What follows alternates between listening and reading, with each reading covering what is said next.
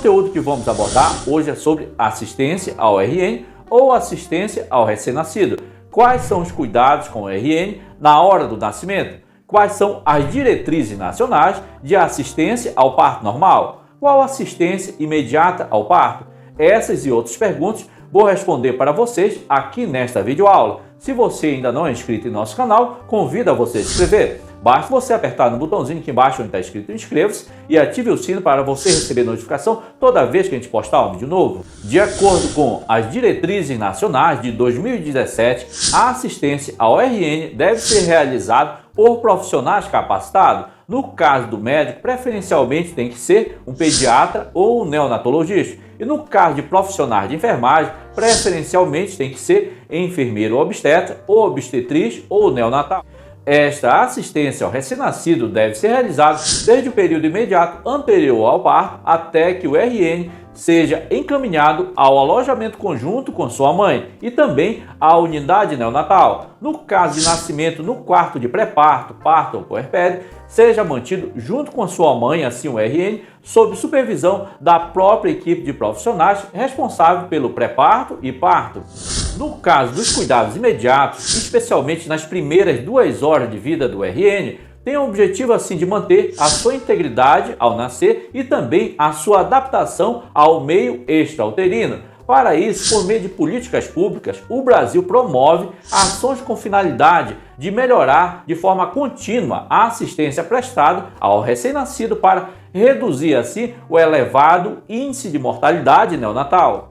De acordo com as diretrizes do Ministério da Saúde em 2014, para realizar o preparo para atender ao recém-nascido em sala de parto, tem que realizar inicialmente a anamnésia materna. Além disso, tem que estar disponível também material para realizar esse atendimento imediato ao recém-nascido. Quais são esses materiais? São materiais para admissão do recém-nascido, como também berço de calor irradiante e também materiais para realizar reanimação cardiopulmonar, como outros materiais que são necessários para realizar o atendimento imediato ao RN. Além disso, é necessário também a presença de uma equipe treinada para reanimação neonatal. De acordo com as diretrizes nacionais do Ministério da Saúde em 2017, a assistência ao parto normal de todos os locais de parto deve manter os seguintes cuidados. Planejar o cuidado, ciente de que pode ser necessário chamar por ajuda se o recém-nascido precisar de ressuscitação. Outro cuidado que tem que ser planejado também no local de parto é que os cuidados para os locais de parto devem desenvolver assim um fluxograma de referência de emergência e implementá-lo se necessário. Assegurar também que existam recursos para ressuscitação e também para transferência do recém-nascido para outro local se necessário. Na assistência imediata ao recém-nascido, devemos realizar a avaliação da vitalidade ao nascer. Imediatamente depois do nascimento, há necessidade de reanimação? Isso aí depende principalmente de uma avaliação rápida de 4 situações de referência quanto à vitalidade do recém-nascido. Devemos avaliar se essa gestação foi a termo, se o RN está respirando ou está chorando. Devemos avaliar também o tônus muscular desse recém-nascido. Além disso, se tem presença de mecônio também. Essas 4 avaliações são fundamentais no momento que a gente vai definir se vai ser necessário ou não realizar a reanimação do recém-nascido. No caso do mecônio, de forma bastante isolada, não é mais um fator para a reanimação. De acordo com as diretrizes nacionais de assistência ao parto normal, se houver mecônio significativo e o recém-nascido não apresentar respiração, frequência cardíaca e também tônus normais, ele deve ser assistido segundo as diretrizes reconhecidas de reanimação neonatal, incluindo assim a realização precoce de laringoscopia e sucção sob visão direta. Segundo as diretrizes do Ministério da Saúde, em 2017, se houver mecônio significativo e a criança estiver saudável, ela deve ser observada em uma unidade de acesso imediato ao neonatologista. Muita atenção também, essas observações devem ser realizadas com 1 a 2 horas de vida e depois novas observações de 2 em 2 horas por 12 horas. Se houver mecônio significativo, observar o recém-nascido em 1 a 2 horas de vida em todos os locais de parto. Chamamos também bastante atenção sobre a avaliação sobre a vitalidade do recém-nascido. Muita atenção! Se a resposta for sim para as 4 perguntas, considerar que o recém-nascido está com boa vitalidade e não necessita de manobra de reanimação. De acordo com a Sociedade Brasileira de Pediatria, as decisões sobre estabilizar, reanimar, depende muito da avaliação simultânea da respiração e principalmente da frequência cardíaca. Nesse caso, é importante avaliar bem a respiração e a frequência cardíaca. A respiração deve ser avaliada principalmente pelo neonatologista, o pediatra e também o enfermeiro especialista na área. A respiração deve ser regular o suficiente para manter uma frequência cardíaca aproximadamente em 100 batimentos por minuto. De acordo com o Manual de Atenção à Saúde do Recém-Nascido, Guia de Profissionais de Saúde, a frequência cardíaca adequada do recém-nascido varia em média de 120 a 140 batimentos por minuto. O recém-nascido em repouso com uma frequência cardíaca acima de 160 batimentos por minuto, nós vamos dizer que esse recém-nascido está apresentando um ataque cardíaco. Assim, esse recém-nascido deve ser mais bem avaliado pelo neonatologista, o pediatra e também pela equipe de enfermagem. Segundo as diretrizes nacionais de 2017, a assistência ao parto normal, a ORN, deve ser realizada por um neonatologista e também um pediatra, seguindo as seguintes situações.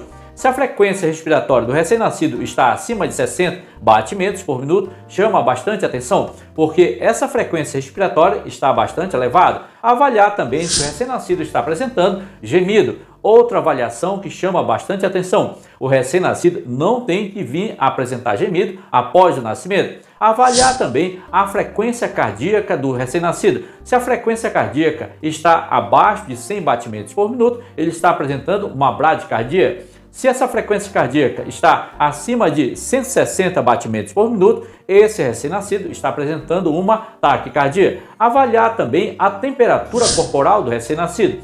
Se essa temperatura corporal é maior ou igual a 38 graus Celsius ou a 37,5 graus Celsius em 2 ocasiões, com um intervalo assim de 30 minutos. Avaliar também a saturação desse recém-nascido, ou seja, a saturação de oxigênio. Se essa saturação está abaixo de 95%, tem que chamar bastante atenção nesse caso da equipe de saúde que está avaliando esse recém-nascido, porque está acontecendo uma saturação abaixo dos valores normais. Muita atenção! Tem que ser avaliada também a presença de cianose central e tem que ser confirmada pela oximetria de pulso, que tem que estar disponível no momento da avaliação. Eu chamo bastante atenção para o seguinte detalhe: a medição da saturação de oxigênio ela é opcional se o recém-nascido não apresenta mecônio significativo.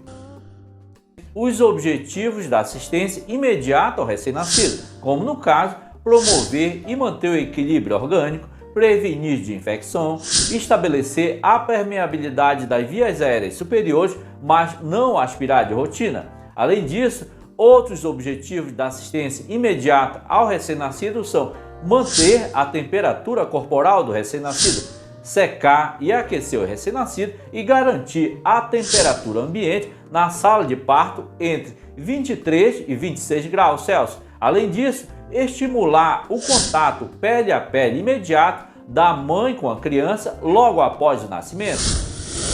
Muita atenção! Temos que deixar bem claro quanto à aspiração do recém-nascido saudável e a temperatura na sala de parto. No caso da aspiração do recém-nascido saudável, não se recomenda a aspiração orofaringiana nem a nasofaringiana sistemática do recém-nascido saudável. Além disso, no caso da sala de parto, a temperatura da sala de parto existe divergência sobre a temperatura da sala de parto. A Sociedade Brasileira de Pediatria recomenda-se assim uma temperatura de 23 a 26 graus Celsius, enquanto que o Ministério da Saúde recomenda-se assim uma temperatura ambiente de no mínimo 26 graus Celsius. Quanto aos fatores para hipotermia, podem ser agrupados em 2 categorias: os fatores relacionados ao recém-nascido e os fatores ambientais. No caso dos fatores relacionados ao recém-nascido, nós podemos citar aqui a idade gestacional, asfixia, sepse e também peso ao nascer. E no caso dos fatores ambientais, nós podemos citar aqui baixa temperatura na sala de parto, controle inadequado do ambiente térmico e também o transporte neonatal. No caso das condutas na assistência imediata ao recém-nascido, estimular as mulheres a terem contato pele a pele imediato com a criança logo depois do nascimento. O contato pele a pele imediatamente depois do nascimento a uma temperatura ambiente de 26 graus Celsius reduz assim o risco de hipotermia para os recém-nascidos a termo que nasceram assim com uma respiração espontânea e não necessitam de ventilação, desde que esse recém-nascido seja coberto com um campo pré-aquecido. Neste momento, pode-se iniciar imediatamente a amamentação. Outra assistência imediata que devemos realizar é cobrir a criança com um campo ou uma toalha morna para mantê-la aquecida enquanto mantém um contato pele a pele com a mãe. Estimular também o início precoce do aleitamento materno imediatamente na primeira hora de vida. Devemos registrar a circunferência cefálica, a temperatura corporal e o peso depois da primeira hora de vida. Alguns autores evidenciam que é muito importante esse primeiro momento da mãe com o recém-nascido e após essa primeira hora registrar a circunferência cefálica, temperatura corporal e o peso desse recém-nascido. Além disso, realizar o exame físico inicial para detectar qualquer anormalidade física maior e para identificar problemas que possam requerer transferência. Avaliar também do recém-nascido o índice de APGAR no primeiro e no quinto minuto de vida rotineiramente. Assegurar que qualquer exame ou intervenção ou tratamento da criança seja realizado com consentimento do pai ou com sua presença. Como os recém-nascidos exigem observação habilidosa e completa para se adaptarem satisfatoriamente à vida extrauterina, a avaliação física depois do nascimento pode ser dividida em 4 fases. A primeira fase, a avaliação inicial, que inclui assim o índice de APGAR. A segunda fase, avaliação transicional durante os períodos de reatividade. A terceira fase, a avaliação da idade gestacional. E a quarta fase, o exame físico sistemático do recém-nascido.